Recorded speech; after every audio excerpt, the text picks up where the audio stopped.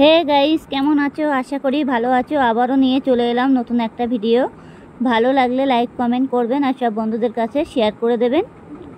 যাই হোক, দেখতেই পাচ্ছ আমি এখানে সোনা ট্যাংরা নিয়ে এসেছি।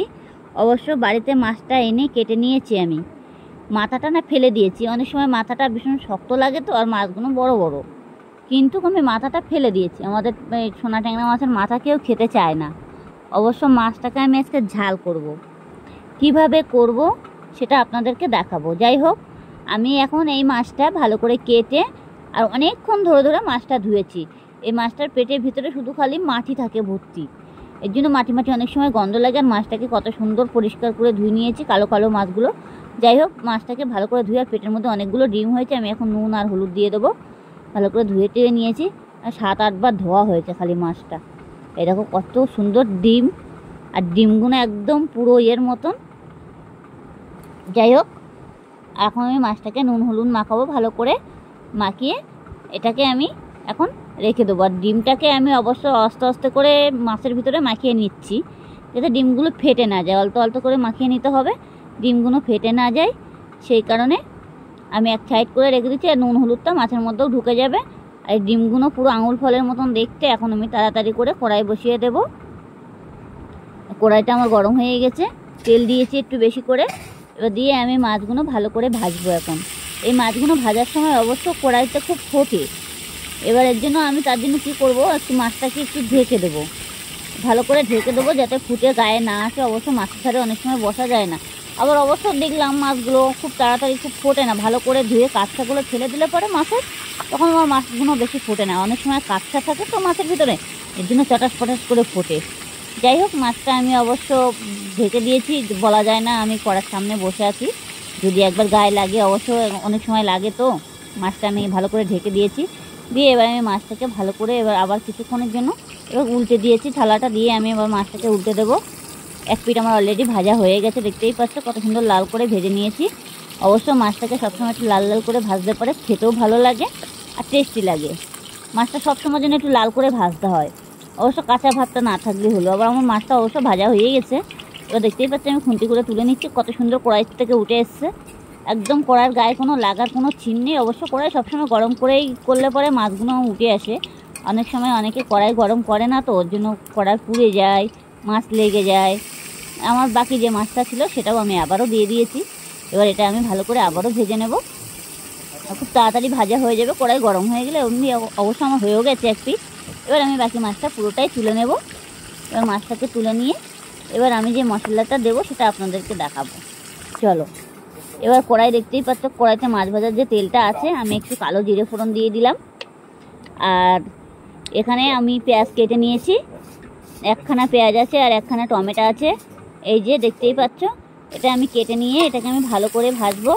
আর 2-3 কোয়া রসুন আমি গোটা দিয়ে দিয়েছি। দিয়ে এটাকে ভালো করে ভেজে নেবো। আমি খুব সুন্দর করে ভাজা ভাজা করে নেবো।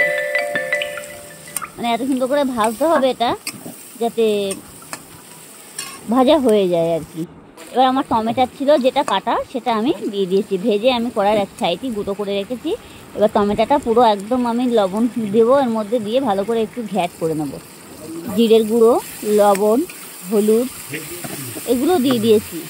দিয়ে এটাকে আমি টমেটোটা এবার ওর সঙ্গে মিশিয়ে দিয়ে মশলাটা যে আমি ভেজে নিলাম আগে যেটা পেঁয়াজটা, সেটাকে আমি এখন ভালো করে ঘেটে নেবো আর কি, নাড়াচাড়া দেবো। এটা ভালো করে একটু নাড়তে হবে, টমেটোগুলোর সাথে মিশে যাবে। এবার দেখে মনে হচ্ছে পুড়ে গেছে, অবশ্যই এগুলো কিন্তু পুড়িনি, কালো জিরে দেওয়া রয়েছে তো তার জন্য একটু কালো কালো মনে হচ্ছে। যাই হোক, এটা একদম খুব সুন্দর একটা ভাজা। এইভাবে ভাজলে পরে তরকারির টেস্টও অন্যরকম হয় আর খেতেও খুবই ভালো লাগে। যাই হোক, মাছটাকে তো আমি শুধু ঝাল করবো, এই কারণে আমি তো কোনো বেশি কিছু মশলা দিইনি। এক পিস টমেটো আছে এখানে, বড় দেখে একটা টমেটো আছে, আর একটা পেঁয়াজ আছে, 2-3 কোয়া রসুন আর কালো জিরে ফোড়ন, আর 4-5টা লঙ্কা আছে। আপনারা যেমন লঙ্কা খাবেন তেমন দেবেন, অসুবিধে নেই। কিন্তু লবণটা একটু হাতে রেখে দিতে হবে যাতে পুড়ে না যায়। পুড়ে গেলে তো তরকারি খাওয়া যাবে না।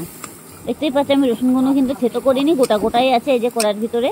বেশি রসুন অবশ্য আমি দিইনি, যার জন্য এটাকে আমার অবশ্য ভাজাও হয়ে গেছে। কত সুন্দর কালার চলে এসেছে, আর একদম পুরো নরম হয়ে গেছে, থপথপের মতন হয়ে গেছে। এবার আমি তাড়াতাড়ি করে এখন হাতের ধারে জল নিয়ে নেবো। এবার একটু জল দিতে হবে। যাই হোক, এটা এখনও জল দিইনি, এটাকে ভালো করে ভেজে নিলাম। নিয়ে এবার আমি একটু জল দেব। এই যে জল দিয়ে দিচ্ছি। অল্প করে জল দিতে হবে, যেতে হোক খালি মাছটা দেবো তো, যেতে আমি আর বেশি জল দেবো না, না হলে একটু ফুটে উঠবে। এবার ফুটে ওঠার পরে আমি মাছটা দেবো। যাই হোক, আমার ঝোলটা দেখতেই পাচ্ছি এমনি কত সুন্দর গাঢ় গাঢ় হয়ে গেছে। এবার আমি আর তরকারিটা ফুটে উঠুক। এবার বাকি যে মাছটা ভেজে রেখেছি থালার ভিতরে, সেটা এই রাখো, কত সুন্দর ভেজে নিয়েছি। গোটা গোটা মাছগুলোর পেটের ভিতরে এত সুন্দর সুন্দর ডিম হয়েছে। বাকি ডিমগুলো তো বার করে নিয়েছিলাম, আর কিছু কিছু ডিম মাছের ভিতরে আছে অবশ্য। এর জন্য আমার তরকারিটা অলরেডি ফুটে গেছে, দেখতেই পাচ্ছ। এবার আমি তরকারির ভিতরে এই মাছগুলো এখন আমি আস্তে করে দিয়ে দেবো। এই যে এটা এখন ঢেকে দিলাম কিছুক্ষণের জন্য, দিয়ে এবার আমি থালাটা খুলে দিয়েছি। আমার তরকারিটা ফুটেছে। এবার আমি মাছগুলো আস্তে আস্তে নেব, নিয়ে আস্তে আস্তে করে ঢেলে দেবো, যাতে গায়ে না লাগে সেরকমভাবে দেবে। হাত দিয়ে চাইলে দিতে পারো, থালা ধরেও ঢেলে দিতে পারো, অসুবিধে নেই। এবার আমি মাছগুলো আস্তে আস্তে করে এক এক করে মাছগুলো মানে ঝোলের ভিতরে ডুবিয়ে দেবো। ঝোলের ভিতরে ডুবিয়ে দিয়ে মাছটাকে আমি আবার কিছুক্ষণের জন্য নাড়াচাড়া দিয়ে ঢেকে দেবো, যাতে মাছের গন্ধ ভাবটা বাইরে না চলে যায়, যাতে ভাবটা বসে গেলে তরকারির গন্ধটা আরও বেশি ভালো লাগে, খেতেও খুব টেস্টি হবে। যাই হোক, এটাকে আমি এখন নেড়ে চেড়ে ভালো করে আমি এখন মানে একটু ঢাকা দেবো। ঢাকা দিয়ে আমি 2 মিনিট পরে চলে এলাম আবার আমারও। দেখতেই পাচ্ছ আমার তরকারিটা অলরেডি প্রায় হয়েও গেছে, কত সুন্দর একটা কালার চলে এসেছে। আর ঝোলটাও বেশি আমি মারবো না। যাই হোক, আমার ঝোল হয়ে গেছে, বন্ধ করে দিয়েছি। এবার দেখেছো কত সুন্দর কালার চলে এসেছে। ভালো লাগলে লাইক কমেন্ট করবেন, আর সব বন্ধুদের কাছে অতি অবশ্যই শেয়ার করে দেবেন।